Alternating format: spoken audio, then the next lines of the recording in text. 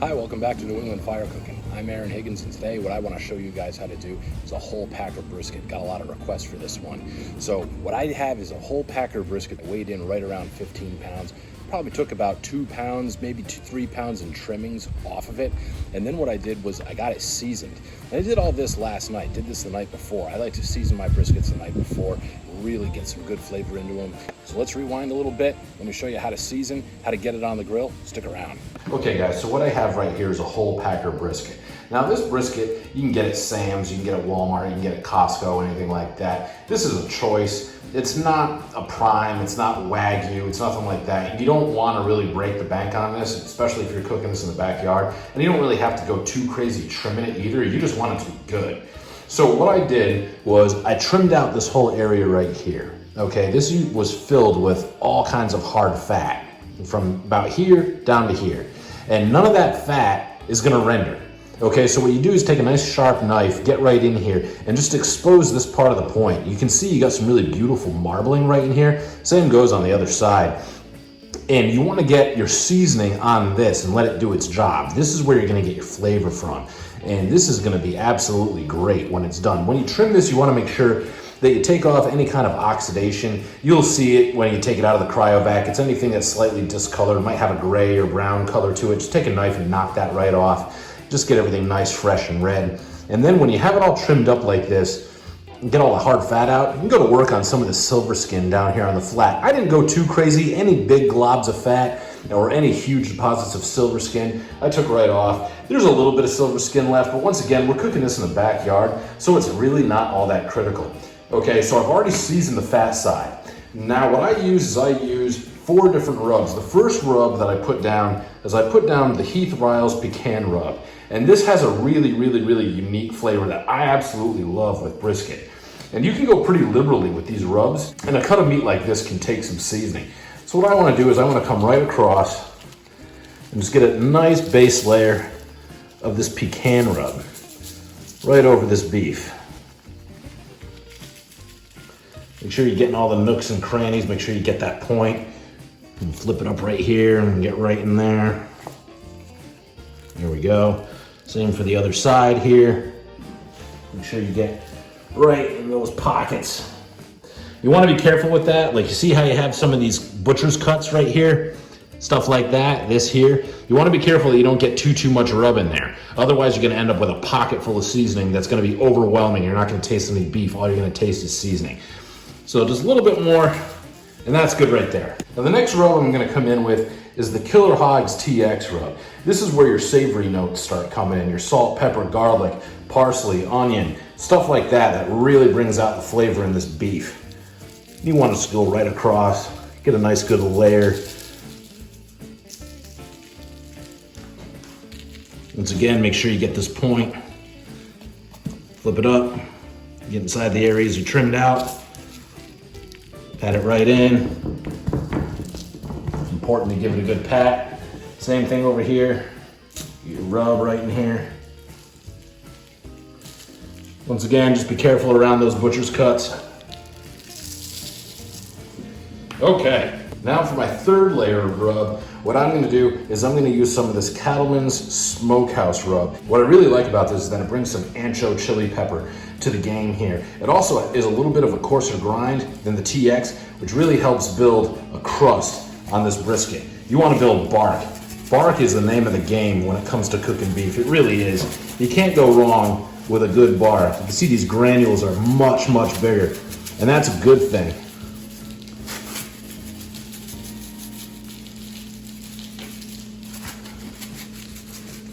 Make sure you get that point. This area right in here, this area over here.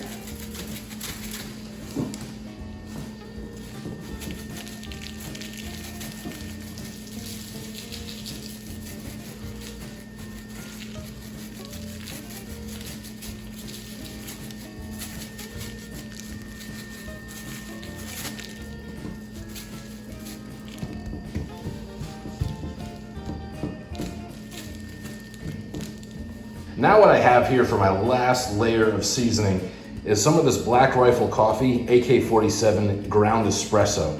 This is gonna give it a really nice dark color to it. It gives you that blackened look that everybody really, really likes.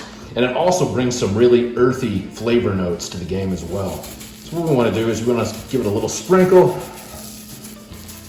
Get it right on there. You don't have to go too crazy. This stuff's pretty fine. And what we're gonna do is we're just gonna work that right in. This is gonna develop a really nice dark bark with this coffee on here, guys, I'm telling you. Do this on beef ribs all the time.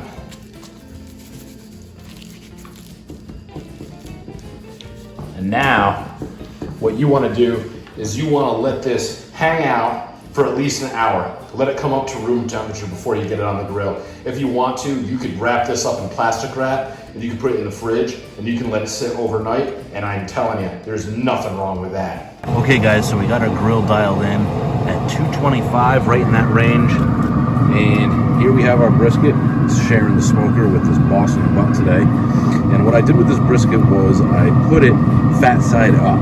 For the first few hours of the cook, we're going fat side up. A couple reasons for doing this. We want to let some of that fat really render down and get right into the meat. The other thing is, on the meat side, I really want to build a nice bark, which is why I've got it face down towards the heat. I'm going to come back in a few hours and we're going to be ready to wrap.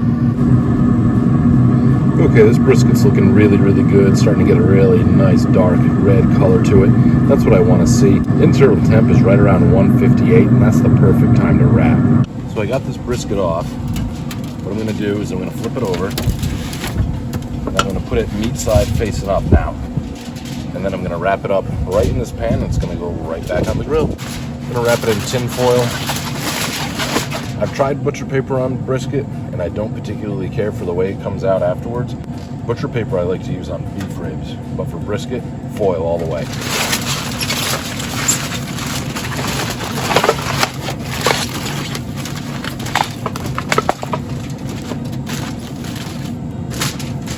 Time to go back on the grill. As you can see, we're starting to climb up. Getting right around 156 or so. When I temped it before I wrapped it, it was right around 158. So you want to wrap right around 160. What I did down here is I set this to go off at 198 degrees, and that's when I'm going to know the brisket's done. Okay, we're at 200. It's time to pull this off and get it rested. So when I rest brisket, I like to put it right inside of a dry cooler. I set the whole pan in there. It didn't quite fit, so I kind of scrunched it in a little bit, and that's okay. That'll be fine. Some people like to wrap their briskets completely in foil and then wrap them in a towel and then put them in a cooler. I've tried that in the past, and from what I can tell you, all it does is get brisket juice all over your towels, which I don't feel like dealing with. So I just set the whole thing right inside the dry cooler, and it'll be just fine. Okay guys, here we are. We just pulled this thing out. It's rested for about 2 hours, which is exactly what you want. And just take a look at this bark. This is absolutely beautiful. I'm gonna start slicing into this and I'm gonna go to town. Got a few buddies here too, and they're gonna go nuts as well. But before I do, let's do a quick recap of what we did to get to this point.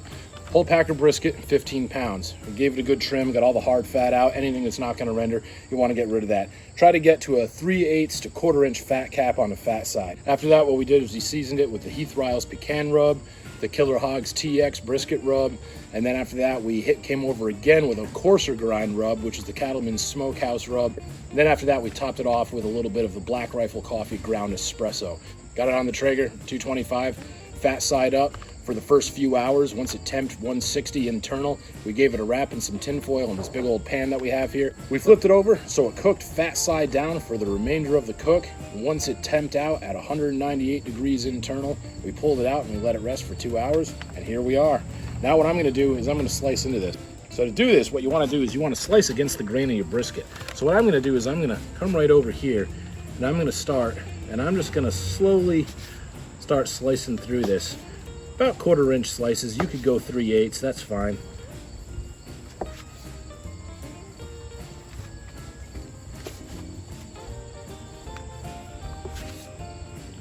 And you want to keep your slices really close together like this. You don't want to spread them out, otherwise they'll dry out.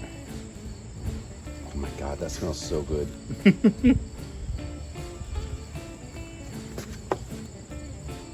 Getting into the money slices now.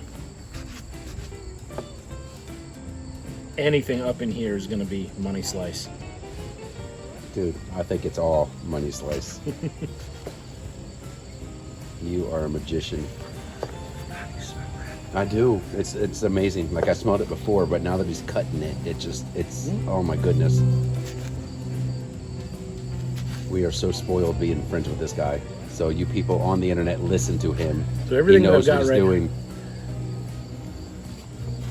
So I'm gonna come right in here. I'm gonna pull one of these slices out and I'm gonna show you guys something. When you can take something like this, and basically have the ends nearly clap each other and it doesn't break on you, you're good. That's sexy. All right, that's exactly what you want right there. And then give it a tug, it should just come apart. Of course, I gotta try some of this.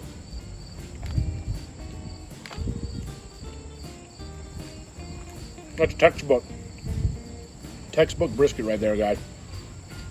It's moist, it's tender, it's juicy.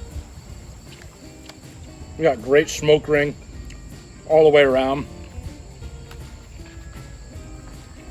It almost sounds like a raw bacon texture to it. It looks like you just pull it, you know, floppy. Tears right apart. You can make some great sandwiches with this. The fat's like butter. That part looks bad. Absolutely unbelievable. You got to dredge it in some of this juice here too. So before I slice up the rest of this flat here, I want to separate the point because this is where all your burnt ends are going to come from. And remember, this decal of fat runs all the way through up to right about here. So run your knife down. And now you have the point.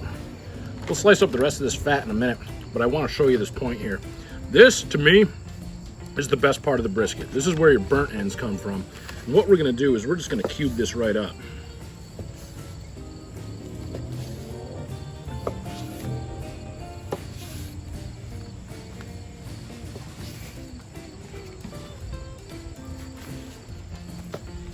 If you want to take the time, you can throw these back on the grill and just crisp up all the edges and whatnot.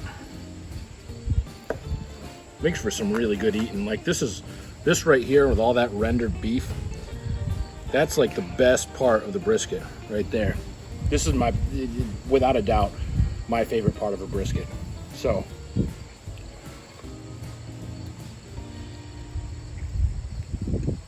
I don't like this. This is terrible. I don't like it all. You have no idea how much flavor is in this. There's so much intramuscular fat in here, and it all just has rendered down and has left this so incredibly juicy.